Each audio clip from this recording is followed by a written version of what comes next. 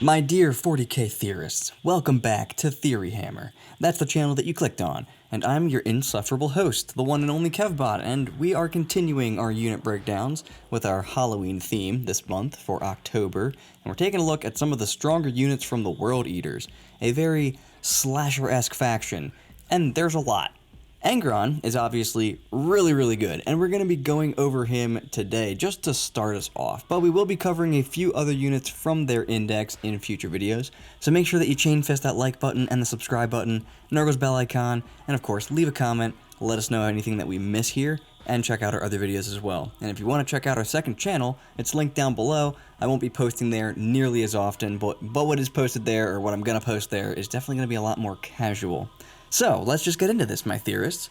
What's up with Angry Ron? Why is he so mad all the time? Well, it's because he's a big, fat, scary combat monster. The end. So let's take a look at his datasheet. Boom. Datasheet. Moves 14 inches. Pretty fast. Toughness 11. Pretty tough. Ford tough. I love saying that. It's so stupid. 2 up save, 4 up invuln, 16 wounds, leadership 5, and OC of 6, strangely. Most things with his size, I think, are OC 5, right? But I'm not going to pull him out right now. So overall, his profile is really nice there, being super beefy, but he's got some pretty good weapons. He's only got melee weapons, but just look at it. 8 attacks, hitting on 2s, of course, strength 16, AP 4, D6 plus 2 damage. Yeah, that's going to kill stuff, dude. Or he can be swinging with 18 attacks at 8, 2, and 2. He does have Deadly Demise D6, he does also have Deep Strike, he's got your Army Rule, which we'll go over in a second here. He's got Reborn in Blood, which is that if you make a Blessing roll, which we'll go over here in a second, like I just said, if he's destroyed, you can use triple 6s from the roll, and you just bring him back to life in reserve with his full wounds remaining, so that's something he can do. Then he has the Wrathful Presence, which is going to be your Primarch ability, so this is interesting when this triggers. Read this carefully. At the start of your charge phase, select one of these abilities. So you have Glorious Bloodletting first, while a friendly World Eaters unit is within 6 of this model. Each time a charge roll is made for that unit, you add one to the roll. You have Infectious Rage, while a friendly World Eaters unit is within 6 and below its starting strength. Add one to the attacks characteristic of melee weapons equipped by that unit for every model in the unit, and then if you have a starting strength of 1, if you've lost a wound or more, you are considered to be under your starting strength. This is really good as well. You lose one guy in a squad, like one Khorne Berserker, they all have an extra attack. Pretty nice. Then you have the Righteous Slaughter, of course, which is going to be reroll hit rolls. Read this. While a friendly World Eaters unit is within 6 inches of this model, each time a model in that unit makes an attack, you can reroll the hit roll. Now, his Wrathful Presence lasts from the start of your charge phase until your next charge phase, so until the end of your next shooting phase. So Righteous Slaughter does affect you in the shooting phase, you just have to call it the turn before, and so then you'll get it next turn. He's got to be your Warlord. He's 415 points, and he's got a whole bunch of keywords that mostly, monster, demon are basically the ones that matter there. So, he's a beastie boy. But what sort of things does he have access to? Like other than reroll hits from his datasheet ability, which is also really good. But it turns out he's got some access to some stuff. Some good stuff. So let's go over this good stuff. And first, we have our detachment rule, which of course is +1 strength and +1 attack if he charges. And that does include if he heroically intervenes, by the way. So now he's got 9 attacks, at strength 17, which doesn't matter, at AP 4 and a minimum of 3 damage, with an average of 6 to 6, 7. No, I was going to say 7. It's an average of 6 or 7 per hit. Dead stuff. Minced meat. Minced adamantium meat. So there's that extra attack, but there's also your army abilities, such as advance and charge, sustained hits, things like that. If we take a look at some strats, we'll find +1 to wound, which is pretty cool. He wounds everything on 2s now, except for, the Avatar, which we'll go over how much damage he does to the Avatar in a second. But let's just go over all of the Army Rule abilities that he can get real fast as well. Rage-Fueled Invigoration, +2 to your movement characteristic. Wrathful Devotion, 6 up, feel no pain. Martial Excellence, sustained hits. Total Carnage, fight on death on a 4 up. Warp Blades, lethal hits. Unbridled Bloodlust, advance, and charge. And then one of your stratagems called Blood for the Blood God also adds an interesting element to this table, because you could have taken +2 move and advance and charge earlier in your turn, or any combination of things, I guess, but then you use Blood for the Blood God to also put up a third one, which is probably going to be 6 up Feel No Pain. Because this guy's going to run into something, he's going to kill it. He just is. I'm going to show you. But as if that weren't enough, he can also be -1 damage for 2 CP. Do take note, this is only in the fight phase, so personally I do think it should be 1 CP because of that restriction, but fine. If you do find yourself in combat with something really hardcore, use that -1 damage on him. He probably lives unless it's some other like outrageous combat unit like Sword Brethren, but let's say you do get up advance and charge from your Blessings of Khorne. Cool, now you can use Apoplectic Frenzy to just auto-advance him 6 inches. If you want to get real crazy, you could have given him that +2 move with the Invigorating Rage or whatever, Rage Fueled Invigoration, and so he's just casually moving 22 inches and then charges with 9 attacks at strength 17 and tons of damage. So let's just summarize all of this. Detachment rule is first because it's easy. Okay, +1 strength, +1 attack. 9 attacks, strength 17 AP4 D6 +2 damage on the charge, or 19 attacks, strength 9 AP2, 2 damage. Then you have a strat, Skulls for the Skull Throne, that you can put on him, +1 to wound. You have your army rule, so you're going to give him advance and charge, you're probably going to give him sustained hits to give him extra damage output. He's got his datasheet rule, you're going to give him reroll hits, and like I said, it does affect shooting, because you pick the ability in your charge phase, and it stays up until your next charge phase. So you would get reroll hits in the shooting phase after you pop this, just not the first time you pop this. It's kind of weird, but because it activates in the charge phase, but it does last until your next shooting phase. So yeah, but you guys know exactly where this is going. Like, we're going to take a look at his damage output, because it's nuts. But if you do see anything wrong, do let me know down below. I do make mistakes, typos, that kind of thing. So if he's swinging big, there's no way he's ever going to be wounding anything on 3s or worse. Or I guess just worse than 3s is what I mean to say there. So, if he's wounded on 3s against, like, basically just the Avatar in this case, that Avatar gets a 4-up invuln. He does 19 damage still, which you'll half it, but if you're attacking some sort of unit, you'll kill 3 to 4 of those models. If he's attacking something that he's wounding on 3s that has a 5-up save or a 5-up invuln, I don't know what it would be, something toughness 9 or higher with like -1 to wound and a 5-up invuln. Or I guess if he just doesn't have +1 to wound up, that also could be a thing. Yeah, 25 to 26 damage, or kills 4 to 5 models depending on their wound count. If he's wounding something on 3s and you're getting a 6-up save of some kind, 6-up armor, 6-up invuln, you had AOC up or whatever it is, or if in this case he just doesn't have +1 to wound up against whatever this target is, he still does 32 damage to it and or kills 6 guys. So just absolutely like insano man over here. If he's wounding something on 2s and it's getting a 4-up save, so something like, I don't know, Magnus, a Catan, Morty himself, things like that, like not counting the buffs that all those things could get. Plus, I guess this would also be Custodies because they're being wounded on 2s in this case as well. They got a 4-up save. You're going to do 24 damage to it, dude. Or you're going to kill about 4 of the models if it's like the Custodies guys. If you're getting a 5-up save and I'm wounding on 2s, something like, I don't know, 8-bound with their invuln, or like Plague Bursts, I guess, a Land Raider actually with Armor of Contempt up, something like that. You do 32 wounds to it, or you kill like 6 models. If you're getting a 6-up save, you're taking 40 damage. Something like Centurions, Broadsides, although Broadsides would take 2 hits to like die. But something like a Leman Russ would only get a 6-up save against these, and it would be wounded on 2s when we have our strat up for +1 to wound. So a Leman Russ, a Bane Blade, dude, he does like 48 damage to an Imperial Knight because it's AP4. So he's gonna kill what he charges, especially if it's a big thing. He will just kill it. Except for the Avatar, because the Avatar is dumb and halves damage. Now, if you do need to sweep with your guy, with your Angron, with your Angry Ron, you could be wounding something on 4s, they could be getting 3-up saves, you have a lot more variability here, but let's say you're attacking like Votan Terminators, they're going to get a 3-up save if you've got Armor of Contempt up. He'll do about 7 damage to a single thing, or kill 2 to 4 models, depending on their wound count, of course. In this case, if we're attacking Votan Terminators, he will kill about 4 of them with his sweep. If it's 4s and 4s, does about 11 damage, call it Lich Guard, because they're -1 to be wounded, they have a 4-up invuln. He'll kill 3 to 6 of them against Lich Guard, they only have 2 wounds, so he will kill 6 of those guys there. If you get a 5-up save, he's doing about 15 damage to some single target, or he'll kill 4 to 7 models, depending on those wounds, so something like Squighog Riders with, like, Art of Nails on them during the WOG. If you're getting a 6-up save, you're talking about 20 damage, 18 to 19, 5 to 9 models. That's something like just regular Squig Hog boys, I guess. In that case, you'd be killing 5 of them. If you start winning on 3s, you're getting back to that 3-up save, you start cutting down on damage again. You do about 10 damage to a single target, or kill 2 to 5 models, just depending. If you're attacking Terminators in that case, with Armor of Contempt, you're going to kill about 2. If you're getting a 4-up save, he does about 15 damage, so again, something like Custodes, he'd be winning them on 3s. They don't have access to Armor of Contempt, so they're going to be taking a 4-up invuln. In that case, he is going to kill about 4 of them.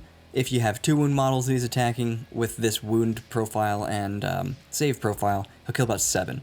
Moving to 3s and 5s, so this would be something like aggressors, I guess even just like regular orc boys, he would wound them on 3s that have a 5-up invuln during the WOG. Does about 20 damage to a single target, or kills 5 to 10 models, just depending. So 5 aggressors, 10 boys. If you're getting a 6-up save, so I guess like, and wounding on 3s, what would that even be? Something with a 4-up save, it would be like Votan bikes.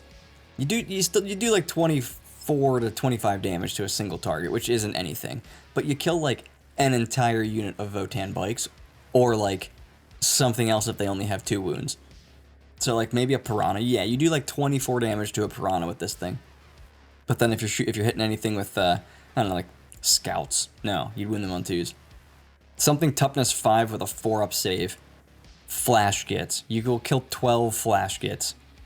Alright, if wounding on 2s, you're getting a 3-up save. Something like Grey Knight Marines with Armor of Contempt. Do about 12 damage to that non-existent target, but you will kill about 3 to 6 models. In this case, 6, because of them being 2 wounds. If you're getting a 4-up save, do about 18 damage, kill 4 to 9 models, so like Sisters with an Imagifier, I guess. Something with a 4-up invuln that's real not tough. 2s and 5s, you're looking at about 25 damage, or 6 to 12 models. So Accursed Cultists would be 1 wound models. Now you kill 12 in that case. And if you're getting a 6-up invuln, you're doing 31 damage, or you're killing 8 to 15 depending on wounds. Always depending on wounds. This is Guardsmen with a +1 save or something. Maybe Scouts, something like that. Wolfen, something with a 4-up save. So he does a whole lot of damage.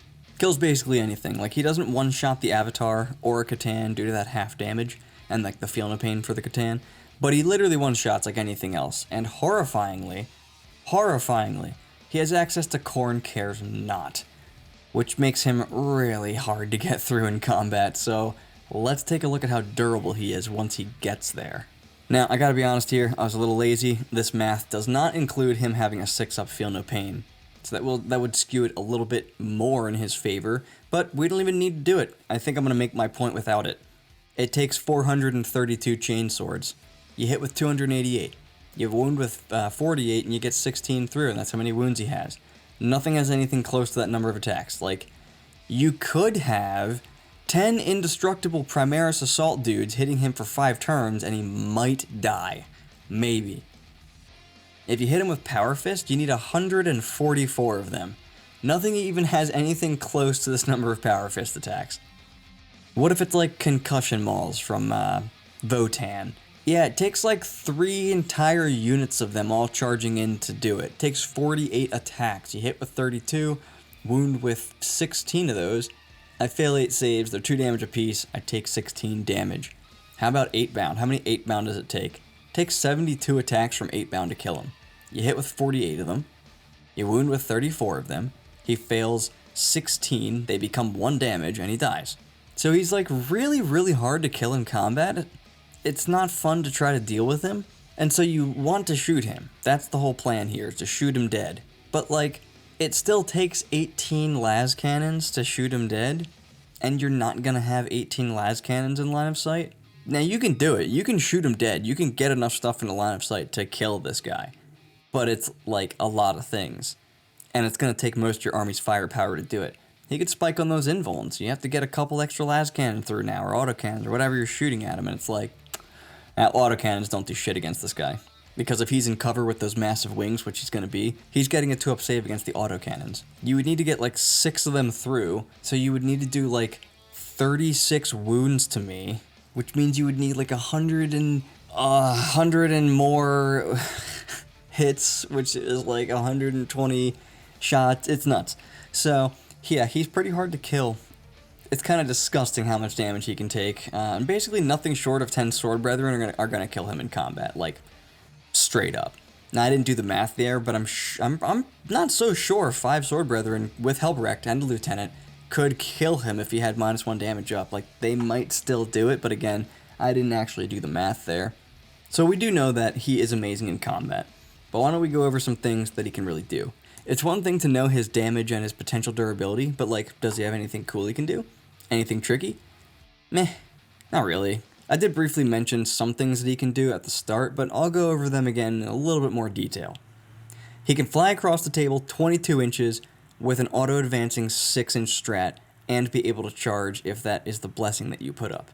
So in order for this to work, you have to get the Rage-Fueled Invigoration blessing, which is easy, and then you have to get the Advance and Charge blessing, which is Wrathful Devotion? No, Unbridled Bloodlust.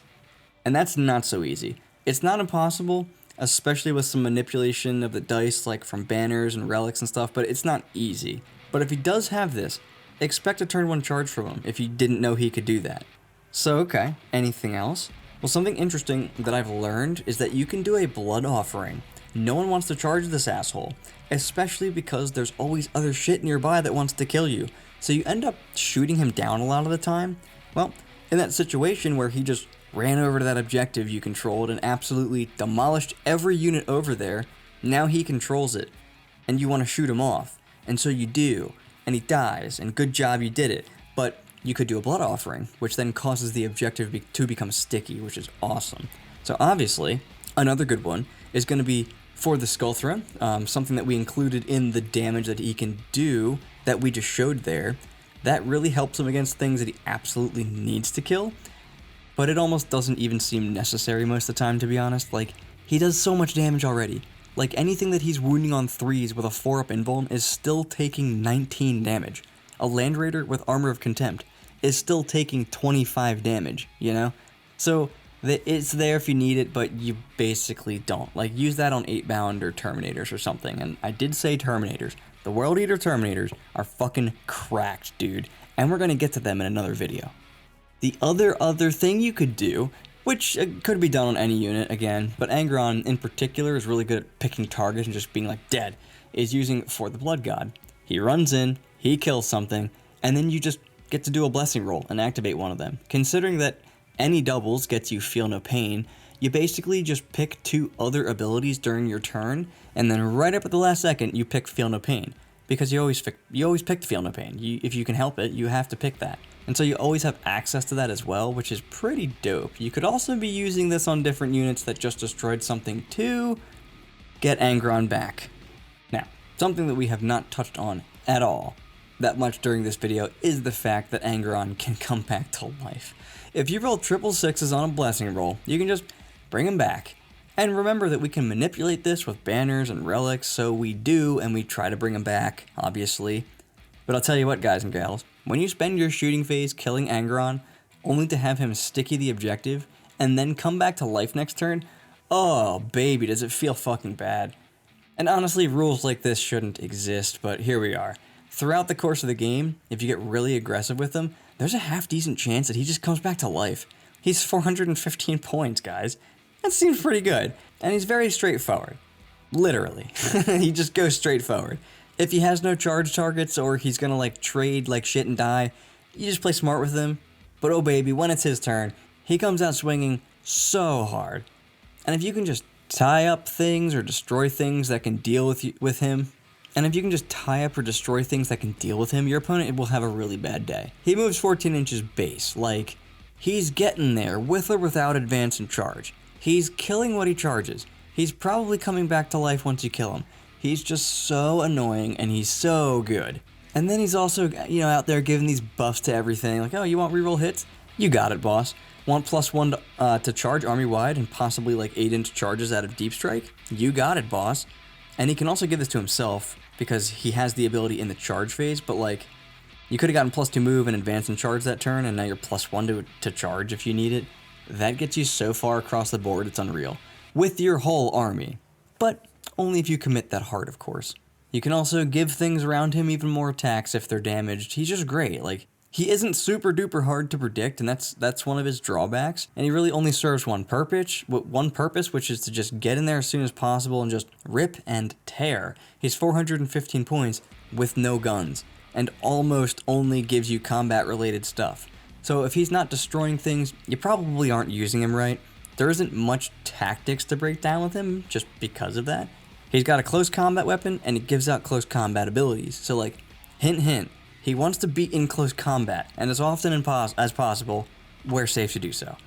And so, that is gonna be it for this one. That is how Angron works, and how he plays, and some of the cool stuff you can do with him. There's actually a whole lot of stuff you can do with him. He has access to a bunch of every single strat can be used on him, a bunch of different abilities from the army rule. He's got a lot of different things that he can do, so you can kind of use him in different ways. His damage output is absolutely insane, and his durability is pretty good, you know, based on the mere fact that he will probably come back to life, let alone having access to the -1 damage strat. And so I hope you all enjoyed this video about Angron, and if you did, chain fist the like button, give the subscribe button and the Nurgle bell icon the same love, leave a comment, and check out our other videos. So blood for the Blood God, skulls for the Skull Throne, and I'll catch you at the lab in the next video.